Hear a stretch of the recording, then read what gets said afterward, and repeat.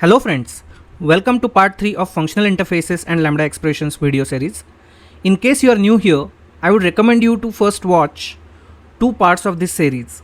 You will find the links of the videos in the description. Also, I am sharing a GitHub link for all the code samples that we have used across this video series in the description. So let's start with this video. Okay, so let's just refactor our code. I'll just put all these functional interfaces into their own files.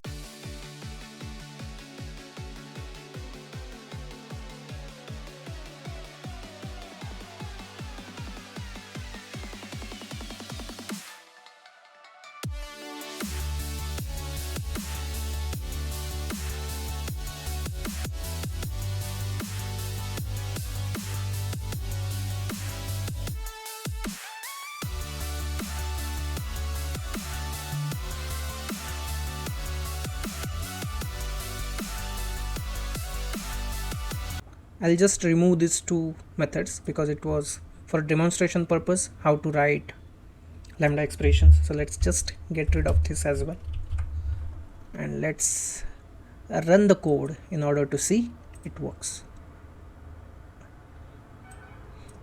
Yes, so 1, 2 and 3. Yes, the output is the same. So we have refactored a code a little bit. Now one more interesting thing I would like to say here. So let's introduce another functional interface with matching signature as a printer. Okay, I'll create another interface called as, say, displayer.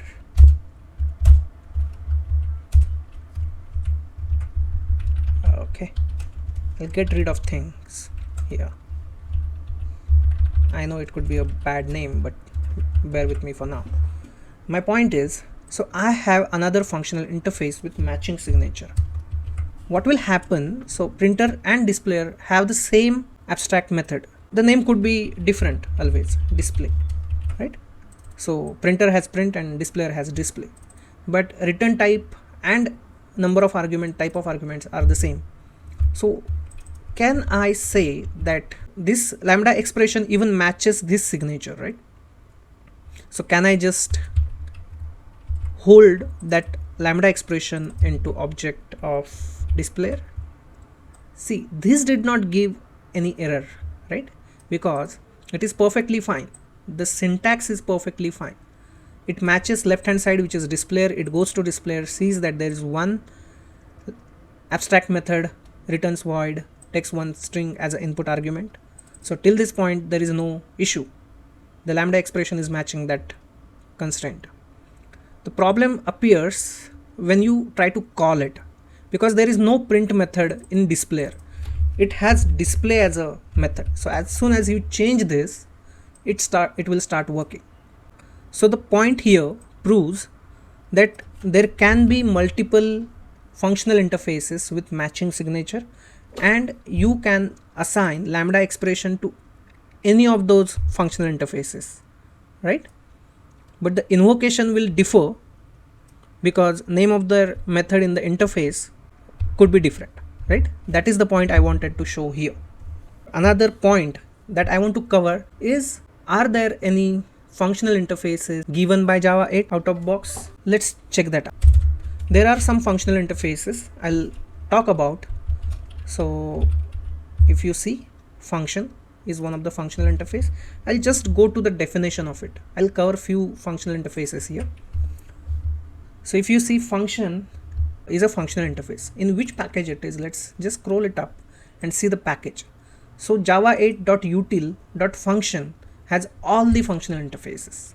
So just see what it says. Represents a function that accepts one argument and produces a result. So it is generic interface with T and R, where T is a type of argument accepted and R is a return type basically, and it has a apply. So is it matching to any of our defined functional interface? If you take a look at string of, does it match the same? It returns something and it takes something. So can we try to use function instead of using a string op. So interesting, right? So I'm just copying this. I don't want to touch whatever I have already given.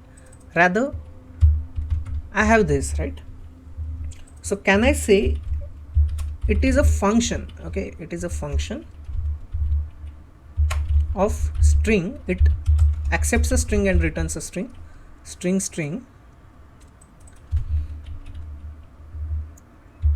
I'll say string function. Okay, so as you can see here, the lambda that we have written matches the signature of abstract method mentioned in the function interface, that is apply, right? So in our case, r and t are the same, both are of type string, and we can call, so I'll just system.out.println and string function. So string function has apply method, right? I'll call apply and I'll pass some string coding wala Shree, and I'll just append function to identify that it is from, we are using function as a functional interface to hold this lambda. Let's run this code and see the output. As expected, this also works. So this shows that you can use existing functional interfaces in order to support your lambdas. So what are other functional interfaces? There is something to satisfy this, takes some input and returns nothing. There is a consumer as a functional interface. So let's walk through consumer of t. Okay, so in IntelliJ, hold control key and click on the particular class, it goes to the definition of it. So basically what it does, it is also from java.util.function, and it is also a functional interface. As you can see, it deals with a single generic type t, and what documentation comment says is it represents an operation that accepts single input as an argument and returns no result. Printer, we have a single input and returns no result, so it is exactly the same thing that we want to do. So can we use consumer? Yeah, we will write it first. Let's say it is a consumer is equal to, it accepts a single input s and it returns nothing. So let's just print things, okay, from consumer lambda, and we will just concatenate whatever given input is. Okay, so it is also matching the signature. And if you, but wait, how we will call this lambda? So let's go into consumer one more time and see what abstract method it has. It has accept as an abstract method, returns void, takes t as a data type, any data type it takes, and returns void, right? Well, so we can again call this consumer.accept. It has accept and it takes coding wala Shree again, right? And let's try to run the code again and see what it prints at the last from consumer lambda colon coding wala Shree. So we can even have printer p equals same lambda I'm using, right? And p dot print of same thing, and again run the code, and you can see even the next line does the same thing that we did with consumer, right? But the only difference is that this printer has print method, consumer has accept method. So can we actually typecast? Let's just play around, you know. So can I just typecast this? Can I just do this? No, it is giving an error that what you have provided is consumer of this. So can I, what solution it suggests is just cast it. Okay, so it is just we are just casting this consumer to printer. So now this lambda expression is casted to printer type. Okay, so what I say is casted to printer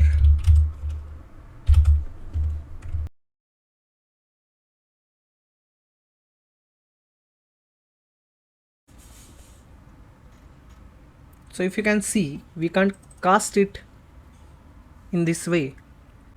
The reason is explicit, that printer and consumer do not have any parent in common. That's why the casting is not possible here. Okay, that is an important point to understand. So this casting won't work.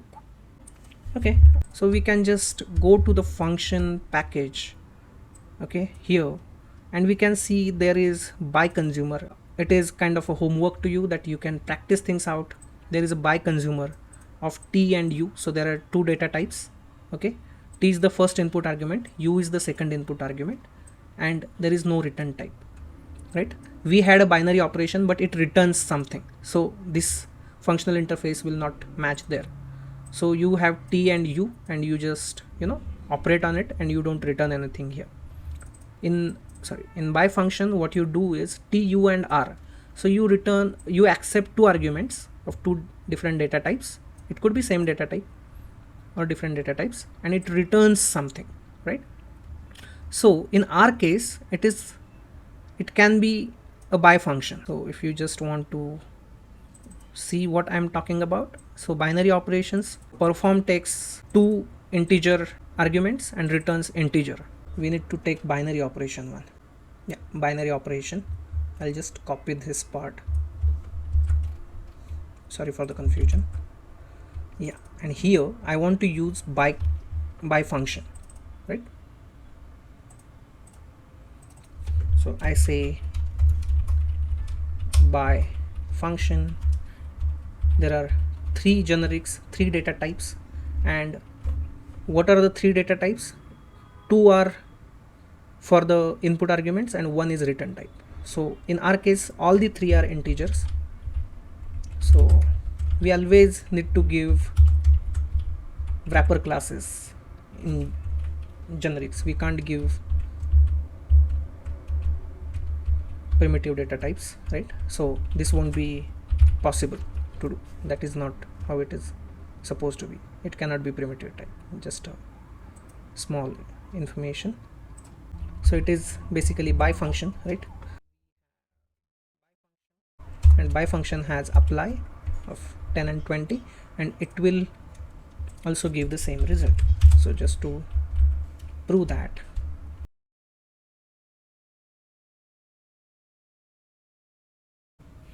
again run it. Yes, testing BiFunction 30 and this 30. So that's how the BiFunction is to be used. Now there is a binary operator is there, which basically extends from BiFunction. Okay, and there is no abstract method here. Another important aspect that you need to understand, because BiFunction, it extends from interface BiFunction, and it already has one abstract method. So you can't have another abstract method over here, because that abstract method will always be part of binary operator, right? So in that case, you don't give any abstract method explicitly because it is inherited from the parent interface. The consumer is highly used, so it just accepts single argument, it returns nothing and just works on it. Okay, for example, if you know for each of list or string, they accept consumer and they just work on each element, they do not return anything. Okay, we already saw the function. Then what we have is a predicate of t. If you see, it returns boolean and it accepts one input, right? So just to demonstrate it, predicate is important one, and if you have worked on streams, you already have worked on predicate knowingly or unknowingly. If you don't know it, it is perfectly fine. So what we need to know is it acts on a single thing, right? So for example, predicate of string, let's say string predicate equals given s, what I'll say is s equals or s contains some string, okay, a.